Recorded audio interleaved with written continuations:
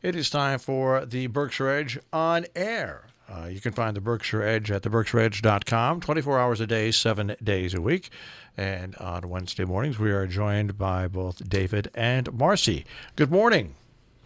Well, good morning. Good morning. Yes, I like the traveling wheelbarrows myself. Well, good. Yeah, Bob D. and his wonderful band, his wonderful collection of friends. Oh, man. Well, and the album, of course, comes with a little video that you could see them. They're riding on a train. Well, that's it. That's exactly right. On that End of the line. At the end of the line, right? And on this clip, they updated it so that it showed the empty rocking chair from when Roy Orbison died. Yep, that's right. That's right. It's just a great supergroup. All right, well, we've got a supergroup of journalists here. That's right. There's Marcy in the work. background there. You hope. Let us go right to some of the stories that we. And when we go through the stories, folks, these are just literally a fraction, some highlights of what is covered 24 hours a day, 7 days a week at theberkshireedge.com. Yeah. Plus the calendar. Yeah, plus the calendar. That's right. Plus the Which will calendar. tell you everything that needs to be done, that's around for you to see. All right. And do. And you need it nowadays because with all the cancellations that are coming up. Well, anyways, yes, actually, I'm trying to figure out what to do. I know, it's amazing. I think instead of just taking things off the calendar, I need to say canceled. Or call ahead. That's right. Yeah. Bring a mask. Yeah. All right. That's right. Right. I don't laugh at this, folks, but people in the media. These are the things we think about because we take in a lot of stuff, and sometimes people don't let us know. And anyways, let's go to the EPA again, ladies and gentlemen. To remove PCBs from the Housatonic River. Stories, and we will continue to have lots of stories about the cleanup, the settlement between the Environmental Protection Agency, the Region 1, here in New England, and the General Electric Company to remove the carcinogen PCBs, which the General Electric had allowed to be dumped into the river, the Housatonic River, back in the 30s. I mean, it was just an incredible amount of material that has embedded itself into the riverbed and the river banks because the river would flood, and it's been a 25-year right, a 25. And yes, that's right. And they knew all along that it was a carcinogen, but they allowed their own workers to wade chest deep in this stuff too. Yeah. The pyranol coolant that was used to make to keep transformers, big, huge industrial transformers, from exploding and overheating. But their workers, I seen pictures of them wading waist deep in this material, in this fluid.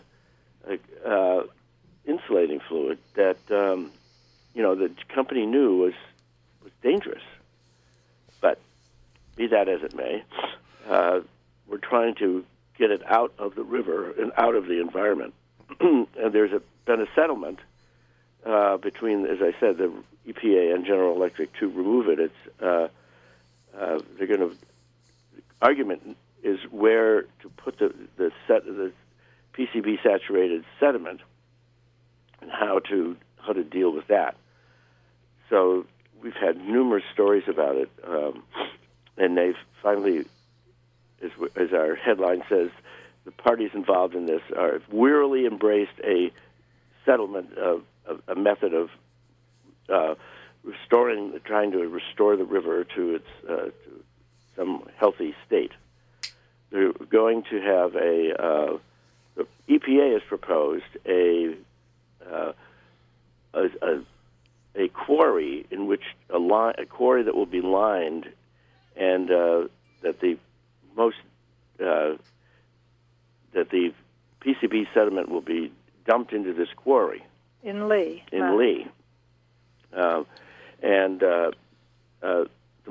the really saturated PCBs will be shipped to a treatment facility out of state.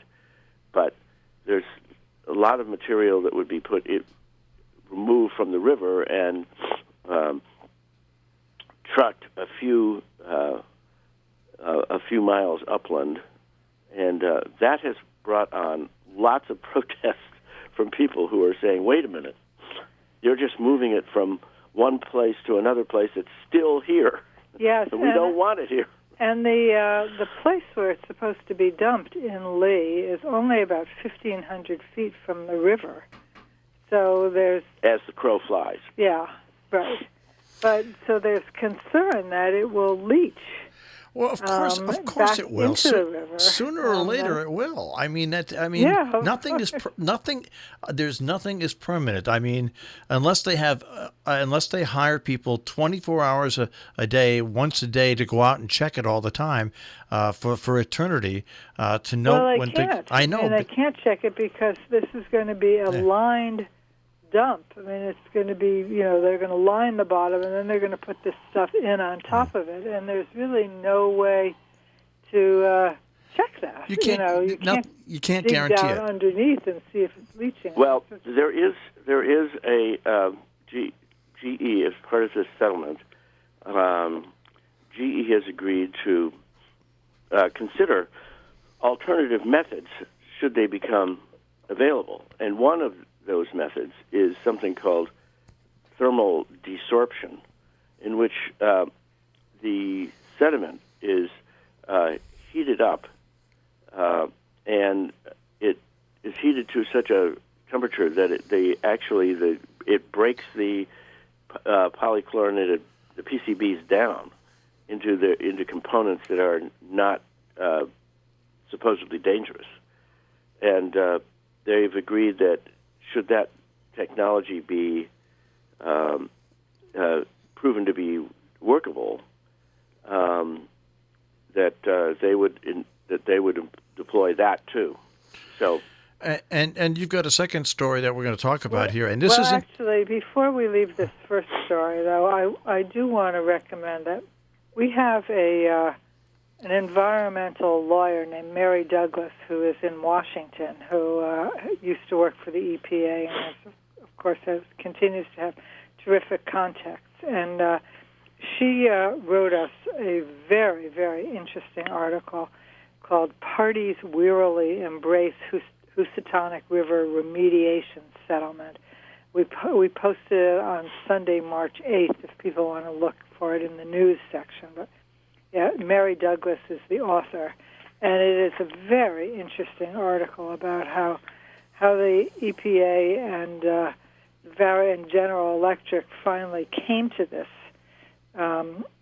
settlement, and nobody's happy with it. So I recommend this to your listeners. This is a very, very good summary of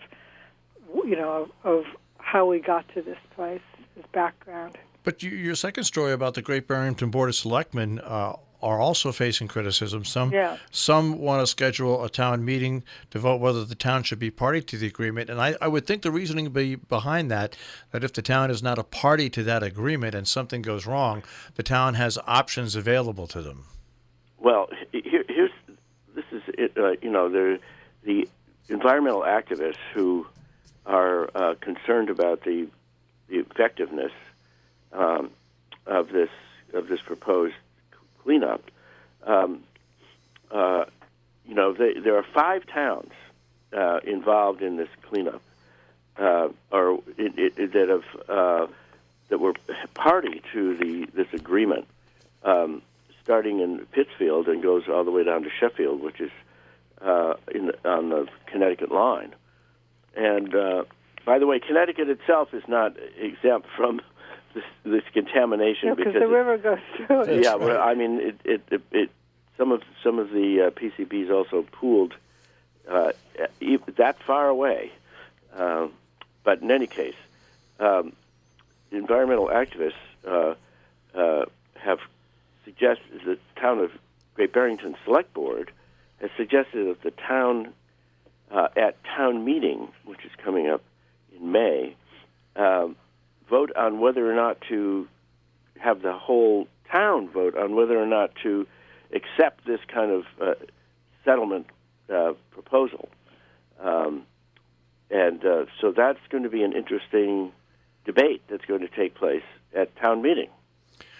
And the reason this is newsworthy is that all of the suggestions for the issues to be discussed at the town meeting, what is called warrants, were supposed to be submitted already. I mean, I think it's past the point of submitting them. So the select board is making an exception to allow this to be added. Well, they're going to add it rather than... Yes. Yeah, they're going to have... The only way you can have something added after the deadline is to have the select board add it. And so that's what's happening. All right. Now your next story, I'm 67 years old. I've lived in towns that in New York State that don't have this type of government that we have here in New England. But in West Stockbridge, the Board of Selectmen fired the town's fire chief on conflicts of interest. This story popped up and I don't know how many comments you've gotten on it, but it's an amazing story to me out here in the hinterlands. Why? Just because, scandals, in unethical municipal employees are everywhere, including in little towns like West Stockbridge. It was quite it was quite a scene there in the at the select board. But why is it? I mean, because people never get fired, or no? Because when you're looking at small town fire departments and volunteers and stuff like that, normally it's not as detached as in big cities and stuff like that where you have paid fire department. There's normally a closer eye on it on a day-to-day basis, and people don't normally. It just doesn't. I've never seen it happen in this state where something like that has happened with a fire department. Well, also you expect that this is a volunteer fireman. Yeah. People are not shaking down residents. That's what I mean. They're community members that are volunteering, and so this is just something that I can't explain it any more than that. That it seems like the ultimate sin. Yeah. Yeah, I know, and it's funny because he had a lot of. I mean, the whole the rest of the fire department stood up for him, of course, and they all walked out in protest when he was let go. But this has been brewing for quite a while, and we actually had a story about it about 6 months ago, somewhere around September. About when this began, there's a new select board member named Eric Shimalonis who has had the courage to speak out. I mean, he's new. He's fairly new in town, so he's not part of an entrenched organization there. And he raised the question, and now I know friends of mine who live in West Stockbridge had a suspected fire in the middle of the night, and this fire chief came out, and somehow they were left with the impression that they had to give him a gift, which they did. I mean, they sent him a gift afterward to thank him for paying attention to their fire. Now, I can only imagine that there was some suggestion made that it would be nice for them to give him a gift, and that's what they did. They didn't give him money; they gave him a book. But still, it's it's unusual that you give gifts to people who. Normally, what people do when volunteer fire departments or volunteer ambulance squads report, you're just smart. I mean, you make a donation after they've helped you. That's just something that's part of living in a small town. Yes, right. But you don't give it to not directly to the person. No. So this guy Peter Scorpet is the fire chief. He had been investigated by the State Ethics Commission and he agreed to pay a civil fine of a penalty of $5,000. So this was not just a feud, but actually, he was really bound to be violating. There's ethics. a course of action that has to be followed. I mean, it's just plain and simple. That's what it is. And also the department itself was not functioning very well, and there were lots of complaints about that. So, in any case, he also was charged with violating conflicts of interest from by benefiting his relative, his family. So there were some. Apparently, this had been stewing for a while, and finally, one of the selectmen there just had enough of dealing with Scorpit. So he's out. All right. Well, we'll go from that, and as you said in your lead to me, and of course, what news lineup would be complete without a mention of the coronavirus? Yes, we've had. Well, it is here. Yeah. I think news reports have said that there are countywide. There are so far 5 confirmed cases, but we have a number of responses to this, and one of them was from a nurse who wrote us, and a writer who happened to write a story about saying that she felt the Governor Baker, had been slow to react to the potential of a pandemic, and she wrote a scathing criticism of his state's response, that she thought that he was putting the people at risk. And then we have a columnist, Carol Owens, who writes a column every week, who did a history of pandemics in the Berkshires of the past. And, of course, I have to say that, it's SARS is, the coronavirus is serious, but it's not the Black Plague. Let's put it that way. It is neither the Black Plague nor Ebola. Right. Nor Ebola. Right. Yes. No, but Ebola, the thing I like to say is we here in the Northeast, whenever in the wintertime, when there's a snowstorm predicted, we prepare for the worst and hope for the best. And I think that's really the theme of logic that has to go along with this coronavirus. You prepare for the worst and you just hope for the best. And if the best comes, well, hey, that's terrific. And one of the unfortunate things currently is that many more people, especially of not a certain age, don't have supplies for more than a day. Because they don't think about that. Yeah. No, because you can easily go to the store. Right, and you just go get such and such. And so they're living in such a little, a sliver of a day to organize that, it's funny, it's either feast or famine, because I've seen people buying way more than they need. But, it's okay to have a couple extra rolls of toilet paper. Right, right. Yeah, it's I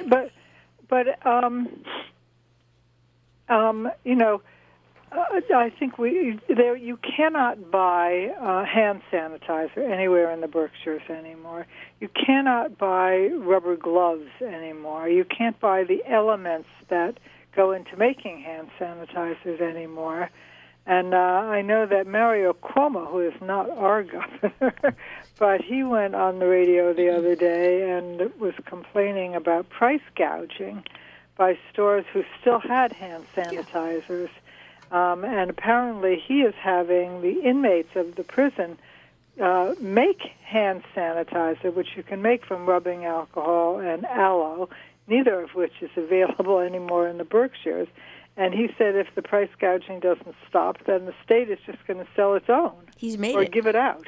He's made it. $6 a bottle. But I spoke to the buyer at the Big Y, our local supermarket here, who said, people have come in and bought, boxes of them, and so they don't have them anymore. Yeah.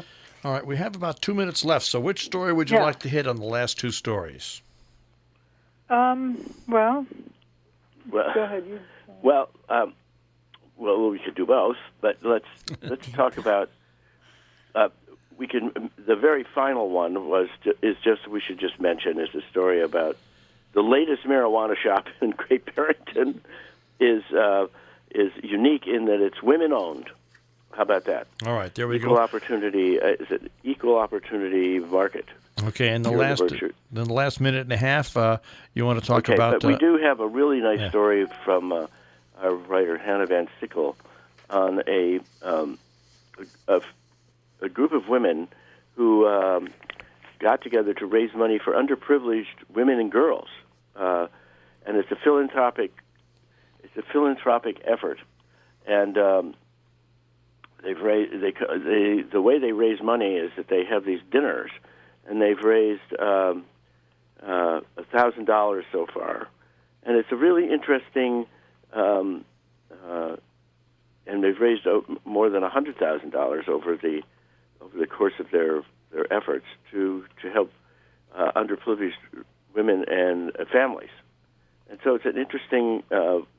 They gather once a month and share a meal, and it's a kind of under the radar kind of philanthropic effort that these women gather together. I've been to one of the dinners. I haven't gone often, but it's very nice. What happens is the women come together. It's a potluck dinner. Everybody brings something to eat for the rest of the group.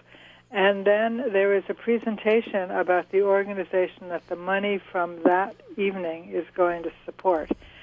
These are not local organizations that are being supported, because Dining for Women is a national organization.